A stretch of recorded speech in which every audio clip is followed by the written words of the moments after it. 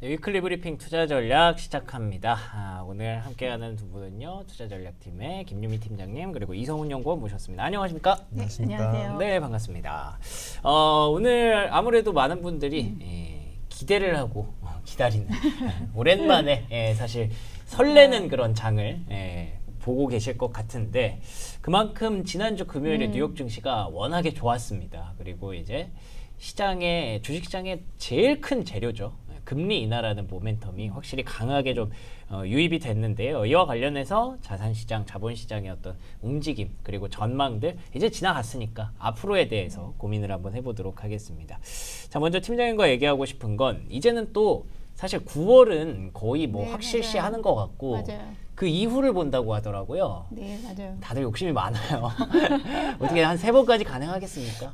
연내에 네. 2번 정도 가능할 것 같아요. 아, 저희는 9월하고 10월 2번 정도 가능할 걸로 보고 있는데요. 네네. 그 이유는 뭐냐면은 사실 잭슨홀 미팅에서 연준 의장이 고용 시장의 하방 리스크에 대해서 조금 우려하면서 네. 금리 인하 전망이 커진 건 사실인데 네. 인플레이션에 대한 경계심이 완전히 풀린 건 아니거든요. 고민이 좀 많아 보이더라고요. 맞아요. 네. 그러니까 물가가 사실은 관세 영향이 한 번에 다 반영이 되는 게 아니라 그렇죠. 어떤 기업은 바로 반영하고 어떤 기업은 3개월 뒤에 어떤 기업은 6개월 뒤에 네. 무슨 얘기냐면은 관세로 인한 인플레이션 영향이 완만하지만 계속해서 영향을 줄 수 있기 때문에 물가가 아무래도 높은 수준에서 머무는 기간이 좀 장기화되지 않을까라고 보고 있어요. 그래서 고용 시장에 대한 우려 때문에 한 2번 정도 약간 중립금리 수준에 붙인다는 그런 느낌으로는 할 수 있겠지만은 네. 그 이상의 인하폭은 조금 쉽지 않다. 어. 그럼 연말로 가면은 이제 시장이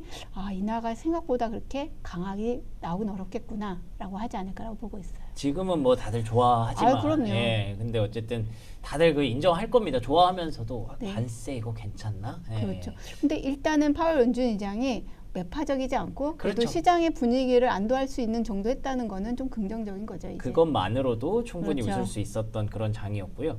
그러면 앞으로 금리 10년물 국채 금리 기준으로 따지면 그러면 어디까지 좀 봐도 금리는 10년물 기준으로는요. 네. 한 4% 정도까지 오. 지금 한 4.23에서 움직이고 맞습니다. 있는데요. 예. 그래도 한 20pp 정도는 조금 룸이 있지 않을까. 음. 대신 뭐냐면은 연준이 어쨌든 금리 인하에 대한 기대를 반영하는 정도는 좀 갈 수 있는데 네. 아까 앞서 언급했듯이 시장이 인하폭이 그러면 2번 이상은 안 돼? 라고 하면은 4% 밑으로 가기에는 좀 한계점이 있지 않을까라고 보고 있어요. 그렇죠. 오히려 지난주 잭슨홀 미팅 끝나고 보면은 단기 금리가 네. 장기 금리보다 더 높았거든요. 네. 그러니까 이게 사실 그 계속 높은 구간에 있는 것 자체만으로도 좀 부담스럽기는 한데 그래도 이제 모멘텀이 좀 들어왔으니까 조금은 더 떨어질 수 있겠다 싶긴 한데 또 거기서 또 물가 생각하면 그렇죠. 4% 아래까지 맞아요. 갈 수 있을까? 예, 이것 또한 좀 고민이 되는 부분인 것 같습니다. 근데 어쨌든 지금 단기적으로는 충분히 내려올 수 있는 룸이 좀 더 커진 것 같아서 이와 관련된 색깔들로 우리가 좀 세팅을 해야 되지 않을까 싶습니다. 이걸 보고 또 한국은행에서도 지금 좀 고민이 된다고 하더라고요. 맞아요. 어떻습니까? 한국은행은 사실 8월 달에 금리 인하에 대한 기대감들이 좀 높았었는데요. 최근에 다시 약해졌어요. 그렇죠. 예, 왜냐하면 한은 총재가 서울 일부 지역에 부동산 가격이 여전히 불안하다. 어렵죠 이거. 그러니까 좀 더 지켜봐야 된다라는 얘기가 나오면서 시장의 시선이 8월보다는 그럼 10월로 되지 않겠냐라고 보고 있는데요. 저희는 사실 금리 인하가 8월에 조금 가능하다라는 입장이긴 한데 만약 동결된다 하더라도 조금 10월에 대한 가능성을 열어둘 수 있다라고 보고 있어요. 지금 현재로서는. 그렇군요. 그러면은 한국도 유동성 장세를 또 동시에 기대해 볼 수 있는 그런 네. 상황인 것 같은데 이렇게 따지면 이제 또 환율을 고민 안 할 수가 없잖아요. 국내 맞아요. 증시 투자자분들은 네. 뭐 다 같이 둘 다 뭐 금리 내려간다고 가정하면 그럼 환율이 어떻게 되는 거지? 좀 궁금하네요. 아까 미국 국채금리랑 비슷한데요. 네. 미국 국채금리하고 약간 달러 인덱스가 사실 괴리를 보이긴 했지만 같이 움직이거든요. 네네. 보통은. 그럼 미국 국채금리가 금리 인하에 대한 기대를 반영해서 조금 하락하면 달러도 당분간은 달러 인덱스 기준으로 90 포인트 후반대에서 사실은 좁은 렌즈에서 움직일 것 같아요. 97, 뭐 98 계속 이렇게. 그렇죠. 예. 그럼 원달러 환율 같은 경우에는 1,300원 중후반에서 좀 움직일 걸로 보고 있는데 예. 궁극적으로 달러가 더 빠지는 게 아니라 약간 좁은 레인지에서 움직이다가 연말로 갈수록 다시 조금 올라간다라고 한다면은 원달러 환율도 한 1,400원대 연말에는 다시 또 근접할 가능성이 높지 않나라고 보고 있습니다. 그렇겠네요. 그러면 일단 단기적으로는 지금 파월 네. 의장의 그 연설이 시장에 좀 긍정적인 분위기를 가져다 주겠지만 연말로 갈수록 또 이제 관세와 물가에 대한 고민이 시작될 수 있다는 걸 기본 베이스로 깔고 가시면 네. 될 것 같습니다. 자, 그러면 이제 이성훈 연구원과 좀 더 주식 시장으로 한번 들어가 보도록 하겠습니다. 뉴욕 증시 뭐 말 그대로 환호를 했죠. 어땠나요? 네, 뭐 일단 지난주 미국 증시 간략하게 좀 리뷰를 해보자면 네. 사실 잭슨홀 미팅 전까지는 시장이 워낙 이제 잭슨홀 미팅에서 파월 연준의장이 어떤 발언을 할지에 대한 경계감 속에 5거래일 연속 S&P가 하락을 했었습니다. 예.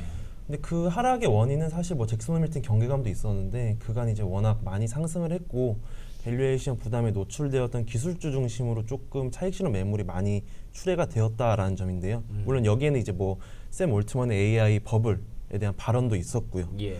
다만 이제 지난주 금요일에 말씀해 주셨다시피 잭슨홀 미팅에서 파월 의장이 고용 둔화, 인플레이션보다 이제 고용 둔화에 조금 초점을 맞추면서 어느 정도 9월 금리 인하 가능성을 조금 내포하는 발언들을 한 점이 그간에 이제 좀 낙폭을 만회를 하면서 거의 이제 대부분 하락분 일시에 대부분 만회했다 이렇게 정리를 해볼 수 있겠습니다. 네, 그러면은 지난주의 하락분을 돌려냈다. 일단 여기까지 판단을 하고 그렇게 되면 국내 증시도 뭐 외국인도 이제 다시 지난주 금요일에 샀다고 하던데 되게 좀 긍정적으로 보고 계십니까? 네, 사실 뭐 지난주 국내 증시 같은 경우에는 물론 이제 잭슨홀 미팅 경계감도 분명히 영향이 있었겠지만 기존에 저희가 주도주로 인식이 되었던 조선 방산 원전에서 조금 겨박제가 조금 출현을 하면서 외국인 매물이 좀 많이 출회가 되었었어요. 되게 어려웠죠 지난주. 그렇죠. 네. 뭐 이제 개별적으로 웨스팅하우스 관련된 이제 불공정 계약이라든지 뭐 그런 부분들이 조금 원전 내에서도 좀 차익 실현 매물이 좀 많이 나왔었는데 사실 근데 긍정적인 게 이게 그 지난주에 이제 금요일로 올수록 계속 이제 매도폭을 축소를 하였고 금요일에 결국 이제 순 매수 기조로 다시 전환을 하였거든요. 네. 그래서 어쨌든 이제 지난주 금요일에 잭슨홀 미팅에서 파월 연준 의장의 발언이 좀 비둘기파적으로 해석이 되고 네. 이에 따라 이제 원달러 환율도 좀 하락을 했다라는 점이 저는 이번 주에 좀 외국인들이 재차 이제 순매수로 좀 바꿀 수 있는 환경을 좀 만들었다라고 생각을 하고 있고 그리고 이제 두 번째 요인이 사실 국내 고유의 이제 세제 개편안 불확실성은 여전히 이제 지속이 되고 있긴 한데 그렇죠. 사실 뭐 지난주에 이제 배당소득 분리과세 최고 세율을 조금 인하시키는 그 개정법도 조금 발의가 된 상황이고요. 이번 주로 갈수록 사실 뭐 2차 상법 개정안도 조금 상정이 되는 등 사실 이런 국내 고유의 정책 기대감은 좀 유지가 될 수 있는 상황이다라고 저는 개인적으로 생각을 하고 있습니다. 그래서 외국인에 대한 자금 여건도 저는 어느 정도 완만하게 좀 이러한 부분들이 순매수 기조로 이어가지 않을까 이렇게 생각을 하고 있습니다. 사실 요거 하나만으로는 그러니까 금리 인하 기대감 하나만으로는 막 3,300, 400 이렇게 부르짖긴 좀 어렵고 요거 일단 올려놓은 상태에서 다시 그 정책 기대감이 붙어줘야 되는데 그게 이제 이번 주부터 다시 조금씩 개정 논의가 된다고 하면 또 기대해 볼 만하겠네요. 그러면 어쨌든 지금 갖고 있는 건 금리 인하 수의 기대감이니까 요거를 활용해서 어떻게 좀 전략을 짜야 될까요? 네, 일단 단기적으로 금리 인하 기대감은 당연히 아시아 증시, 뭐 국내 증시를 포함한 아시아 증시 전반에 일단 훈풍으로 작용할 것이다 이렇게 전망을 하고 있고요. 네. 저는 개인적으로 당연히 시장 금리에 어떻게 보면 민감도가 높은 성장주나 중소형주가 먼저 일단 주가가 좀 크게 반응을 할 가능성이 높다라고 보고 있고 사실 지난주 금요일에 지수로만 봤을 때도 이 중소형주 중심의 러셀 2000 지수가 거의 3.8% 폭등을 했습니다. 네. 저는 이제 한국도 그러한 양상이 좀 나타날 것이다라고 보고 있고 지금 이제 방송을 하는 현 시각에서도 코스닥이 지금 1.5% 정도 상승을 하고 있는데 맞습니다. 사실 최근까지도 워낙 이제 코스피 대비 코스닥이 조금 상대적으로 부진한 흐름들이 계속 나타났었어요. 예. 그 이유가 뭐 조선 방산 원전 같은 게 어떻게 보면은 이제 코스피에 좀 많이 포함이 되어 있고 그리고 그간 이제 국내 고유의 정책 기대감을 반영할 수 있는 종목들이 거의 이제 유가증권 시장에 이제 포함이 되었었거든요. 저는 그래서 최근에 어떻게 보면 시장 내러티브가 금리 인하 기대감에 초점이 맞춰진다라고 하면 뭐 이제 성장주나 중소형주가 많이 포함된 코스닥에 단기적인 반등은 기대할 수 있는 구간이지 않나 이렇게 생각을 하고 있습니다. 좋습니다. 그럼 혹시 오늘 밤에 진행될 한미 정상회담 수혜주, 그러니까 아까 말했던 뭐 조방원 그쪽인데, 네. 그건 어떻게 보세요? 이번 주엔 좀 조정 받을까요? 네, 사실 단기적으로는 좀 세럼 물량이 출해될 수는 있다라고 생각을 하고 있어요. 그렇군요. 근데 이번에 한미 정상회담에서 가장 주요 의제로 다뤄지는 게 말씀해주신 이제 조선이나 원전과 같은 협력이나 대미 투자를 어떻게 해야 될지에 대한 세부적인 내용 방안들을 조금 논의를 하는 회담으로 좀 알려져 있거든요. 예. 그래서 단기적으로는 사실 기대감이 분명히 반영되었기 때문에 어느 정도 차익 실현 매물에 출해될 수 있으나 중장기적으로는 사실 한미 협력을 통해서 이제 해당 업종들이 실보다는 득이 더 크다라고 생각을 하고 있습니다. 그래서 이제 향후에도 뭐 미국과 협력을 통해서 수주 소식이 더 나타날 수 있다라는 점을 감안을 해본다면 이번에 만약 하락폭이 크다면 오히려 저가 매수 기회로 활용을 해야 되지 않나 이렇게 생각을 하고 있어요. 알겠습니다. 뭐 새로운 물량 나올 수도 있지만 오히려 그게 기회가 될 수도 있다라는 전망이셨고요. 이 외에 우리가 안 다뤄본 내용 중에 혹시 이번 주에 볼만한 업종이 있다면 뭐가 있을까요? 사실 이번 주는 반도체를 좀 주목을 해볼 필요가 있다 그래야죠. 이렇게 생각을 하고 있어요. 일단 네. 기본적으로 지난주에 미국 증시에서도 AI 관련주들이 조금 조정을 보였고 이게 어떻게 보면 금리 인하 기대가 확산되면 다시 이제 반대급 부족으로 올라올 수 있는 환경이 이번 주에는 마련될 수 있다라고 보고 있고 예. 사실 그보다는 이제 주 후반에 있는 엔비디아 실적이 음. 어떻게 보면 주 후반으로 갈수록 더 주목을 받을 수 있는 환경이다라고 생각을 하고 있는데 이번 주 메인 이벤트죠, 사실상. 그렇죠. 네. 그래서 근데 투자 심리가 어느 정도 지금처럼 개선이 된 상황 하에서는 저는 엔비디아 실적 기대감이 이번 주에는 반영이 될 수 있는 구간이다라고 오히려 생각을 하고 있어요. 예. 그래서 이와 좀 연동해서 국내 증시에서도 반도체나 뭐 반도체 소부장 관련 업종들에 좀 주목을 해야 되지 않나 이렇게 보고 있습니다. 아, 그렇군요. 실제로 지금 이수페타시스의 주가가 62,000원까지 이렇게 강세를 보이고 있습니다. 3거래일 연속 반등이고요. 이게 엔비디아 실적에 대한 기대감이 다시 살아나고 있기 때문이지 않을까라고 조심스럽게 전망을 하게 되네요. 자, 그러면 이번 주에 우리가 이외에 이벤트들 어떤 것들이 좀 있나요? 네, 일단 오늘 한미 정상회담 그리고 뭐 계속 말씀드렸던 목요일 날 이제 엔비디아 실적이 가장 중요한 이벤트이고요. 그 외에는 사실 목요일 날 그 한은 금통이 예정되어 있고 금요일 날 이제 PCE 물가 지수가 예. 예정이 되어 있습니다. 그리고 그 사이사이 어떻게 보면 향후 이제 금리 인하 경로를 가늠할 수 있는 연준 위원들의 이제 발언도 예정이 되어 있기 때문에 전반적으로 이제 월화수목금 내내 조금 무언가 이제 주목해볼 만한 이벤트들이 있다 이렇게 봐주시면 될 것 같아요.